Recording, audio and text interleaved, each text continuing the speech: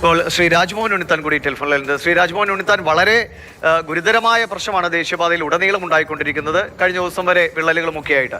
ഇപ്പോൾ ഇന്നത്തെ ഈ യോഗത്തെ അങ്ങ് എങ്ങനെ കടന്നു? പരിഹരിക്കാൻ ആവശ്യമായ നടപടികൾ വേഗത്തിൽ എടുക്കുമെന്ന് ഉറപ്പിക്കാമല്ലോ അല്ലേ? നടപടികൾ ഉണ്ടാകണമെന്നുള്ള കാര്യത്തിൽ യാതൊരു തർക്കവുമില്ല. പക്ഷെ ഇതിനകത്ത് നമ്മൾ മനസ്സിലാക്കേണ്ട ഒരു കാര്യം, ഇതിന്റെ അലൈൻമെന്റ് തീരുമാനിച്ചപ്പോ അല്ലെങ്കിൽ DPR തീരുമാനിച്ചപ്പോ ജനപ്രതിനിധികളായിട്ടൊന്നും ഒരു ചർച്ചയും നടത്തിയിട്ടില്ല. ഞാൻ പല ആവർത്തി നിതിൻ ഗഡ്കരിയെ പോയി കണ്ട് അദ്ദേഹത്തോട് പറഞ്ഞാണ് ഇതൊരു പബ്ലിക് ഡോക്യുമെന്റ് ആണ്, പബ്ലിക് ഡൊമൈനിൽ വരണം. പുള്ളി അന്ന് എന്നോട് ചൂടായി. Who told you that it is A public document? ഒരിക്കലും ഇത് പബ്ലിക് ഡോക്യുമെന്റ് അല്ല. DPR ഒരിക്കലും പബ്ലിക് ഡൊമൈനിൽ വരേണ്ട ഡോക്യുമെന്റ് അല്ല. ഞങ്ങളാണ് തീരുമാനിക്കുന്നത് DPR, ഞങ്ങളാണ് അലൈൻമെന്റ് തീരുമാനിക്കുന്നത്, ഞങ്ങളാണ് ഡിസൈൻ തീരുമാനിക്കുന്നത്. ഡിസൈനകത്തും അലൈൻമെന്റിനകത്തും DPRലും വന്ന തകരാറാണ് ഇപ്പോൾ വന്നുകൊണ്ടിരിക്കുന്നത്. കാരണം ഇതിന് ശാസ്ത്രീയമായ പഠനങ്ങൾ നടന്നിട്ടില്ല. അദ്ദേഹം വളരെ രൂക്ഷമായ വിമർശനമാണ്. DPR അടക്കം വേണ്ട രീതിയിലല്ല ഇത് പ്ലാൻ ചെയ്തിരിക്കുന്നത്. അതിൽ തന്നെയുള്ള പാളിച്ചകളാണ് ഈ പ്രശ്നങ്ങൾക്ക് കാരണമെന്നാണ്. ഈ റോഡ് വെട്ടുന്നതും മലകളൊക്കെ ഇടിച്ച് റോഡ് വെട്ടി ആ ഡിസൈൻ ഉണ്ടാക്കുന്നതിലടക്കമുള്ള പ്രശ്നങ്ങൾ പലയിടത്ത് മണ്ണിടിച്ചിലുണ്ടാക്കുന്നു. ഈ കാസർഗോഡ് മണ്ണെടുത്തതുമായി ബന്ധപ്പെട്ട് പ്രശ്നം ഉണ്ടായിട്ടുണ്ട്. കാസർഗോഡ് നമ്മൾ പ്രത്യേകിച്ച് ആ ജില്ലയെ പരിഗണിക്കുകയാണെങ്കിൽ വളരെ ഒരുപാട് മേഖലകളിൽ പിന്നാക്കം നിൽക്കുന്ന ഒരു ജില്ലയാണ്. അവർക്ക് ഒരു ദേശീയപാത കൃത്യമായി ഫംഗ്ഷൻ ചെയ്ത് തുടങ്ങുമ്പോഴുണ്ടാകുന്ന വികസന കുതിപ്പ്, മറ്റിടങ്ങളിലേക്ക് പോകാനുള്ള എളുപ്പം, കൂടുതൽ സർവീസ് വേഗത്തിൽ ലഭ്യമാക്കാനുള്ള അവസരം, ഇതൊക്കെയാണ് ചോദ്യം ചെയ്യപ്പെടുന്നത്. എന്തായാലും നിലവിൽ ഇന്നത്തെ മുഖ്യമന്ത്രി നിതിൻ ഗഡ്കരി കൂടിക്കാഴ്ചയിൽ എന്തൊക്കെയാണ് കേരളം പ്രധാനമായിട്ട് മുന്നോട്ട് വയ്ക്കുന്ന ആവശ്യങ്ങൾ അല്ലെങ്കിൽ നിർദ്ദേശങ്ങൾ എന്ന് നമുക്ക് വേഗത്തിൽ ഒന്ന് പരിശോധിക്കാം. അതുമായി ബന്ധപ്പെട്ട വിവരങ്ങൾ കൂടി നമ്മുടെ മുന്നിലേക്ക് വരികയാണ്. ഇന്ന് അതിനിർണായകമായ ഒരു കൂടിക്കാഴ്ചയാണ് ഉണ്ടാകുന്നത്. ദേശീയപാത നിർമ്മാണം സമയബന്ധിതമായി പൂർത്തിയാക്കണം എന്നുള്ളതാണ് നമ്മൾ മുന്നോട്ട് വെക്കുന്ന ഏറ്റവും പ്രധാനപ്പെട്ട ആവശ്യം. അതിലൊരു പ്രധാന പ്രശ്നമുള്ളത്, നിലവിലുള്ള ഈ പ്രശ്നങ്ങൾ പരിഹരിച്ച് മുന്നോട്ട് പോകണമെങ്കിൽ ഏറെ സമയമെടുക്കാൻ സാധ്യതയുണ്ട്. പ്രത്യേകിച്ചും കൂരിയാട് അടക്കം 6-7 മാസത്തോളമെങ്കിലും ഈ നിർമ്മാണ പ്രവൃത്തിയെ വൈകിപ്പിക്കുമെന്നതിൽ തർക്കമില്ല. പക്ഷെ പരമാവധി വേഗത്തിൽ ഇത് പൂർത്തീകരിക്കണമെന്നാണ് സംസ്ഥാനം മുന്നോട്ട് വയ്ക്കുന്നത്. ദേശീയപാത തകർന്നതിൽ കൃത്യമായ നടപടിയും അന്വേഷണവും വേണം എന്നുള്ളതുമാണ് നമ്മുടെ ഒരു പ്രധാനപ്പെട്ട രണ്ടാമത്തെ ആവശ്യം. അതിൽ കുറേയൊക്കെ കാര്യങ്ങൾ നടന്നിട്ടുണ്ട് എന്നത് പ്രധാനമാണ്. ദേശീയപാത അതോറിറ്റിയുമായി ബന്ധപ്പെട്ട് ഈ ഡിസൈനുമായി ബന്ധപ്പെട്ട് ഒക്കെ ഉത്തരവാദിത്തമുള്ള ആളുകളെ അവിടെ നിന്ന് മാറ്റി നിർത്തുകയും ഡിസ്മിസ് ചെയ്യുകയും ഒക്കെ ചെയ്ത സാഹചര്യം നമ്മുടെ മുന്നിലുണ്ട്. അതിൽ പുരോഗതി ഉണ്ടാകണം എന്നുള്ളതാണ് നമ്മുടെ ഒരു ആവശ്യം. ഒപ്പം നിർമ്മാണത്തിലെ പാളിച്ചകൾ പരിഹരിക്കണമെന്നാണ്. ഇപ്പൊ നേരത്തെ രാജ്മോഹൻ ഉണ്ണിത്താൻ സൂചിപ്പിച്ചതുപോലെ ഇതിന്റെ പ്ലാൻ ചെയ്യുമ്പോൾ മുതലുണ്ടായ വീഴ്ചകൾ ഈ അപകടങ്ങൾക്ക് കാരണമായോ എന്നതാണ് എല്ലാവരും ഉയർത്തുന്ന സംശയം. അതിലടക്കം പരിശോധനകളും ആ വീഴ്ചകൾ പരിഹരിക്കാൻ ഏറ്റവും പ്രധാനം എന്ന് പറയുന്നത് പ്രാദേശികമായി ഉയരുന്ന പരാതികൾ പരിഹരിക്കണം എന്നുള്ളതാണ്. ഈ മേഖലകളിലെല്ലാം നിർമ്മാണം മുന്നോട്ട് പോകുമ്പോൾ ജനങ്ങൾ പറഞ്ഞിട്ടുണ്ട്, ഇവിടെ ഇത് പാടില്ല, ഇവിടെ കൃത്യമായി ഒരു വാട്ടർ ബോഡി ഉണ്ട്, അത് പരിഹരിക്കപ്പെടണം, ഇങ്ങനെ നിർമ്മിച്ചാൽ ഇത് പൊളിഞ്ഞു പോകും എന്നതടക്കം പറഞ്ഞ ആളുകളുണ്ട്. അവരെയൊക്കെ മാറ്റി നിർത്തിക്കൊണ്ട് ഇത് ഞങ്ങൾക്കറിയാം, ഞങ്ങളാണ് ഇതിന്റെ ഏറ്റവും പരമമായ അധികാരം എന്ന നിലയ്ക്ക് പറഞ്ഞിട്ടാണ് ഇപ്പോൾ ഈ പാത ഇങ്ങനെ നഷ്ടപ്പെട്ടു പോകുന്ന സാഹചര്യം ഉണ്ടാകുന്നത്. അതായത് പ്രാദേശികമായ ആ പ്രശ്നങ്ങൾ പരിഗണിക്കുമ്പോൾ വലിയ തോതിൽ പ്രശ്നങ്ങൾ കുറയുമെന്ന കാര്യത്തിൽ സംശയമല്ല. ഒപ്പം ഈ നിർമ്മാണ പ്രവർത്തനങ്ങൾ സുതാര്യമാകണമെന്നൊരു വലിയ നിർദ്ദേശം നമുക്കറിയാം. ഇപ്പോൾ ഈ കൂരിയാട് അല്ലെങ്കിൽ മറ്റു പലയിടത്തും പ്രശ്നങ്ങൾ ഉണ്ടാകുമ്പോൾ അതാത് കമ്പനികളെ അറിയിക്കുമ്പോൾ, നാട്ടുകാരുടെ ഭാഗത്തു നിന്ന് പ്രതിഷേധങ്ങളൊക്കെ അറിയിക്കുമ്പോൾ വളരെ മോശം പ്രതികരണം. ഇപ്പോൾ വേണ്ട രീതിയിൽ യോഗ്യതകളില്ലാത്തവരാണോ ഇതിൻ്റെ ജോലികൾ ചെയ്യുന്നത് എന്ന് വരെ നാട്ടുകാർ മാധ്യമങ്ങൾക്ക് മുന്നിൽ പറയുന്നത് നമ്മൾ കേട്ടാണ്. അപ്പോൾ അത്തരം കാര്യങ്ങളൊക്കെ ഇത് വളരെ ക്വാളിറ്റി ഉള്ളവർ അല്ലെങ്കിൽ വളരെ പ്രൊഫഷണലിസത്തോടുകൂടി സമീപിക്കുന്ന ആളുകളാണ് ഇതിന്റെ നിർമ്മാണ പ്രവർത്തനങ്ങൾ നടത്തുന്നതെന്ന് ജനങ്ങളെ കൂടി ബോധ്യപ്പെടുത്തേണ്ട ഒരു ആവശ്യവും.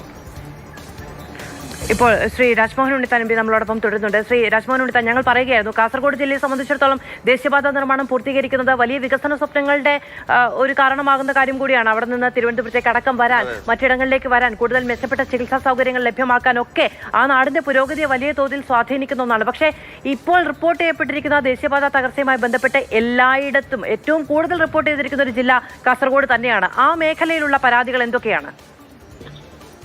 തീർച്ചയായിട്ടും ഈ കാസർഗോഡ് ജില്ലയിൽ വരുന്നത് 3 റീച്ചുകളാണ്. തലപ്പാടിയിൽ നിന്ന് ഏതാണ്ട് വിദ്യാനഗർ വരെ ഒരു റീച്ചാണ്. അതിന്റെ പണി ചെയ്തിരിക്കുന്നത് ഊരാളിങ്കൽ സൊസൈറ്റിയാണ്.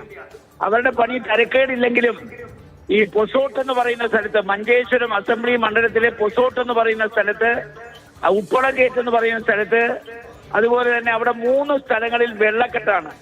സർവീസ് റോഡിൽ സർവീസ് റോഡ് പണിഞ്ഞതിൽ വന്നിരുന്ന അപാകത കൊണ്ടാണ് ഈ പറയപ്പെടുന്ന ഉപ്പളഗേറ്റ് എന്ന് പറയുന്ന സ്ഥലത്തും പൊസോട്ടിലും അതുപോലെ 3 സ്ഥലങ്ങളിൽ അതിശക്തമായ വെള്ളക്കെട്ടാണ്. അതിലെ വാഹനങ്ങൾക്ക് പോകാൻ പറ്റുന്നില്ല, യാത്രക്കാർക്ക് പോകാൻ പറ്റുന്നില്ല.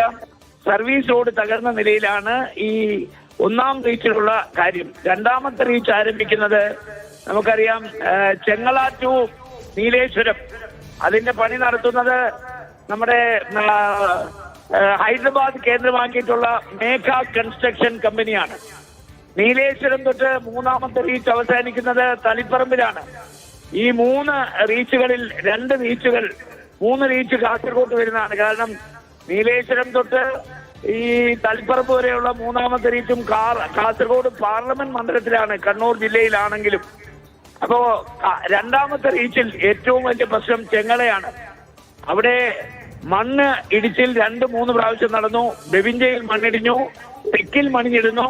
ഇപ്പോ ചട്ടംചാൽ ടു ചെർക്കളയിലൂടെ നിങ്ങൾ വാഹനത്തിൽ പോയാൽ ഭയാനകമായ കാഴ്ചയാണ് കാണുന്നത്. ശിരൂരെക്കാൾ കൂടുതൽ മണ്ണിടിഞ്ഞു വീഴാൻ സാധ്യതയാണ്. അവിടെ സോയിൽ നെയിലിംഗ് ആണ് നടത്തിയിരിക്കുന്നത്. നെയിലിംഗ് അശാസ്ത്രീയമാണ്. കുന്നിന്റെ മുകളിൽ ഉറവകളിൽ വെള്ളം വന്നാൽ ആ വെള്ളം പുറത്തോട്ട് പോകാൻ യാതൊരു മാർഗവുമില്ല. അത് അവിടെ ഇരുന്ന് കുന്നിടിഞ്ഞു വീണുകൊണ്ടിരിക്കുകയാണ്. ഈ നാഷണലയുടെ പണി തീർന്നിട്ടാണ് ഈ സംഭവം ഉണ്ടായിരുന്നെങ്കിൽ ഒരുപാട് കാഷ്വാലിറ്റി ഉണ്ടാകുമായിരുന്നു. അപ്പോ ചെർക്കള ടു ഇങ്ങോട്ട് വരുന്ന വഴിക്ക് തെക്കിൽ ബെവിഞ്ച, അതുപോലെ ചട്ടഞ്ചാൽ, ഈ പ്രദേശങ്ങളെല്ലാം ഭയാനകമായ കാഴ്ചയാണ് കാണാൻ പറ്റുന്നത്. പിന്നെ ഇങ്ങോട്ട് വരുമ്പോ 2022 പെരിയയിലെ മേൽപ്പാലം ഇടിഞ്ഞു വീണു. അന്ന് തന്നെ ഞാൻ പറഞ്ഞു ഇവരെ കരിമ്പട്ടികയിൽപ്പെടുത്തണം മേഘ കൺസ്ട്രക്ഷൻ. ഇതുവരെ ഒന്നും ചെയ്തിട്ടില്ല. അവിടെ നിന്ന് ഇങ്ങോട്ട് വരുമ്പോ വ്യാപകമായ ക്രമക്കേടുകളാണ്. നമ്മുടെ പിന്നെ ഈ കാഞ്ഞങ്ങാട്ടിൽ നിന്ന് ഇങ്ങോട്ട് വരുന്ന വഴിക്ക് വളരെ ഗുരുതരമായ വിള്ളലുകളാണ് റോഡുണ്ടായിരിക്കുന്നത്. ആ വിള്ളലുകൾ റോഡ് 2ആയി പിളർന്നു പോയി. അതുപോലെ തന്നെ നീലേശ്വരം മാർക്കറ്റ് ജംഗ്ഷൻ, അത് കഴിഞ്ഞാൽ അങ്ങോട്ട് പോയാൽ വെള്ളോറ, അത് കഴിഞ്ഞ് പയ്യന്നൂരിൽ അങ്ങോട്ട് പോയി കഴിഞ്ഞാൽ നിരവധി സ്ഥലങ്ങൾ ഇതുപോലെ തകർച്ചയിലാണ്. പക്ഷേ വളരെയധികം നന്ദി. അദ്ദേഹം ഓരോ ഇടങ്ങളായി എടുത്തു പറയുകയാണ് എവിടെയൊക്കെയാണ് വിള്ളലുണ്ടായത്, എവിടെയൊക്കെയാണ് പ്രശ്നങ്ങൾ ഉണ്ടായത്.